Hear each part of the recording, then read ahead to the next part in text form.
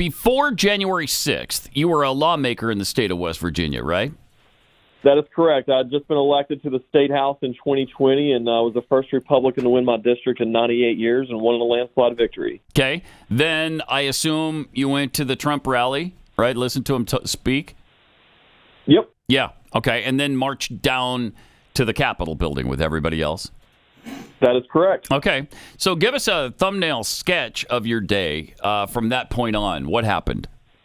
Yeah, so I found myself on the east side of the building, and as everybody who follows January 6th probably knows by now, most of the things everyone's seen on the news in terms of the quote-unquote violence and destruction, the worst attack on the Capitol since, in history. Everybody forgets that the Democrats bombed the Capitol in the 80s, but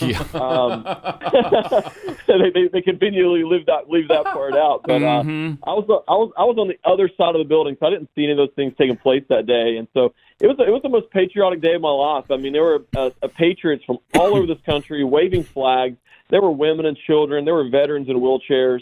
By and large, no pun intended, a mostly peaceful protest. I was outside the East Rotunda doors. The doors opened up from the inside. It's those big magnetic doors. We've seen the videos now of the guy who goes over, tries to open the doors. Nothing happens. He points up to the camera and turns back, and the doors open up. Those are the doors I entered.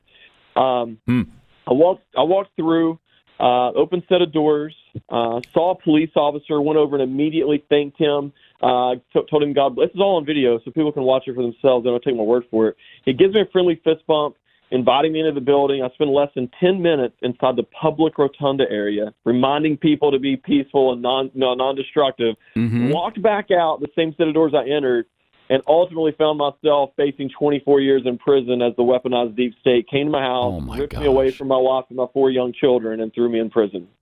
Oh, my gosh. And when did that happen? How long did it take from, January 6th for that to happen? Well, so I had a pretty good following on social media back then before they deplatformed me. I had around 70,000 followers on Facebook. I live streamed the entire event.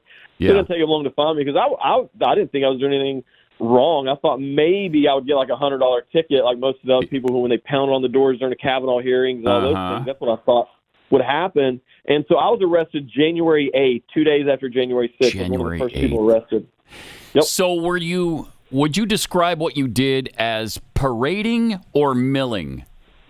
Which heinous crime was it that you committed there inside? Yeah, absolutely. I would say that the heinous crime, truly in the eyes of the government, is being a conservative who had the elected representative who had the courage to go into the middle of the swamp and speak out against the tyranny that we find ourselves living under today. And what did they charge you with exactly? So because I was arrested so early, even for January 6th, my situation's very unique. I was originally charged with 2 misdemeanors. So the FBI came to my house and raided my home and took me away from my family over 2 simple little misdemeanors. I was never accused of any violence or destruction for the record as well, and so because I never did those things. But so 2 misdemeanors of basically trespassing and, like you said, parading or whatever. Then they came back like a month or 2 later, added 2 more misdemeanors because for whatever reason, it was the same charges, just different wording. Then they offered me a plea deal to choose your misdemeanor and we'll drop all the other charges. Then they withdrew that plea deal, and then they hit me with a 1512 obstruction of official proceeding, which is a 20-year felony. Oh, man. And so that's where the 24 years comes from. It's not even a constitutional. The Supreme Court is potentially going to hear that particular charge. It's all about tampering with a witness. It was created during the insider bank trading with Enron and all of that back in the 2000s. So it doesn't even pertain to January 6th, and they're taking that because it's a 20-year felony and slapping that on peaceful, nonviolent January 6th prisoners that they want to really stick it to, and that's what it's not unique to myself at all. Right. A lot of J6s have been hit with that. So, How long did you spend in jail?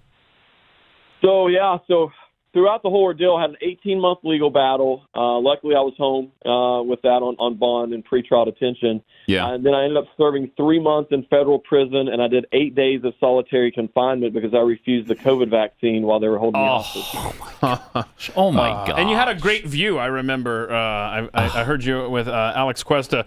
I heard about your wonderful view from your cell, right? What was that all about? Man, it's God is amazing. I was always taught and raised to try to find the positive and the beauty in every situation you find yourself in, and so that you really use that in that moment. And so I was on the third floor, and once again, this is all by the grace of God as far as I'm concerned. And I was facing west, and so out my cell, which the first little bit I was in a cage, so it was really hard. I mean, you can't even stick your finger through there, but if you look really hard, you can kind of look through there.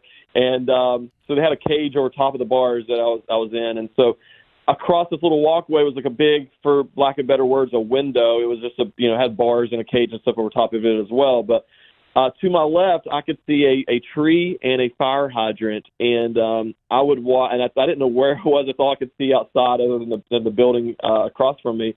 But I would watch the shadows on the tree and the fire hydrant, and I'd wait till they got to a very distinct spot, and I'd ask the guard, "Hey, what time is it?" And some of the guards wouldn't tell you, but most of the guards would. And so by the end of day 2, beginning of day 3, I could tell the time, which was a huge mental battle in solitary confinement. You don't have any concept of time, and so getting that concept of time was a huge mental win for myself. We just found out last week, or the week before, that they've got this air marshal program where they follow J6ers. And in fact, doesn't even have to be January 6th, but people who traveled to the D.C. region during the month of January in 2021 are being followed now by air marshals. Are you experiencing that? Oh, yeah. I'm on the Quad F list. Oh, my gosh. They've really blessed me with that. It's been, I get private security going through the airport. It's, and it's really what they do is it is unbelievable. You can't check in online. You have to check in person at your airline's desk. And so I get there to check in, and they have to get on the phone. They spend about 15 minutes just asking, silly, simple questions. Are you traveling alone? Are you checking any bags? Blah, blah, blah. And then they finally, after about 15 minutes, they print off your boarding pass, and that's 4 S's in the top left corner, 4 S's in the bottom right corner.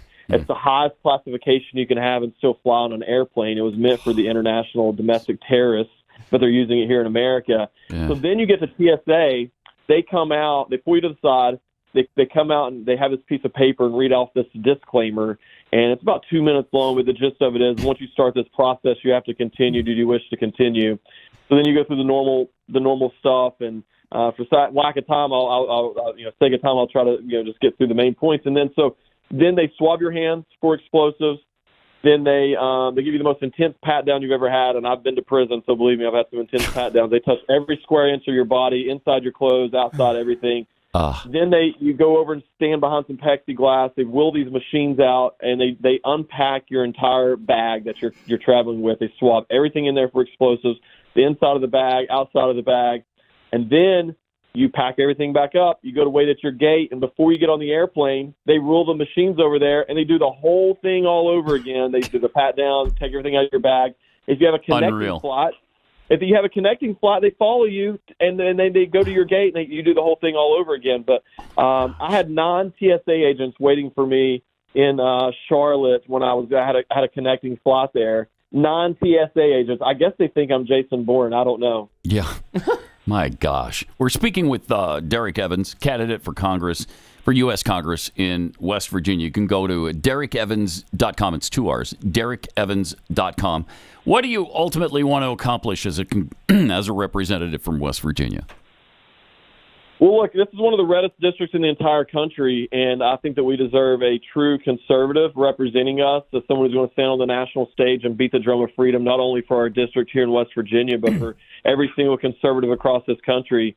Obviously, we got to secure the border and unleash American energy, which will help with inflation. But the weaponization of government is something that I know all too well about, and I don't think that it's no fault of their own. But no one in Congress understands this issue on a personal level the way that I do. So I want to bring that unique experience and everything I've went through on a personal level, and kind of open the eyes of some of the other people who I believe are patriots in Congress, and maybe we can get some changes made here before this starts.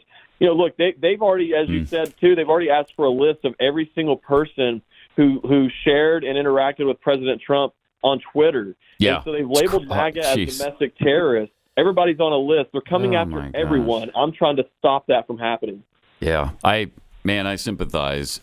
This must be so So frustrating for you and your family, and frightening too. I mean, you got the federal government coming down on you for going inside the rotunda.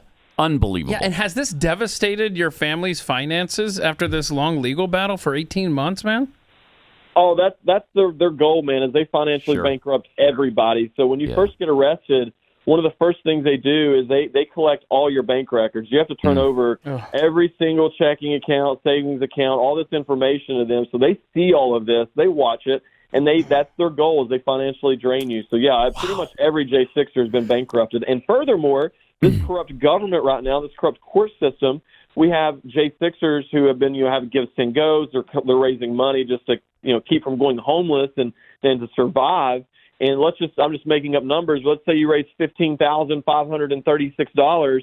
Well, they get the court to sentencing, and now the judge is saying, "Oh, we're going to fine you $15,536 in restitution." They're taking all the money that American patriots across this country have raised for these families. It's not even for the defendants, really. It's more for the families. It's despicable. It's un-American. It is. It's unconstitutional, and yet they continue to do it. Derrick, good luck in your effort. I guess there's a better website. It's Evans for West Virginia, evansforwv.com. Is that right? Yeah, that would be the one, evansforwv.com. Look, we've got over 4,000 patriots across this country who have contributed to our campaign. We're truly blessed and honored by that. We're polling at 45% right now against the 6-year Rhino. It's the closest race in the entire country for someone challenging an incumbent in the primary. Would love to have anybody support if they're willing to do so. And if not, at least add us to your prayers. This is a spiritual battle of good versus evil. So thank you. Really feel for your struggle. Appreciate what you're doing. Thanks a lot, Derrick. Good luck.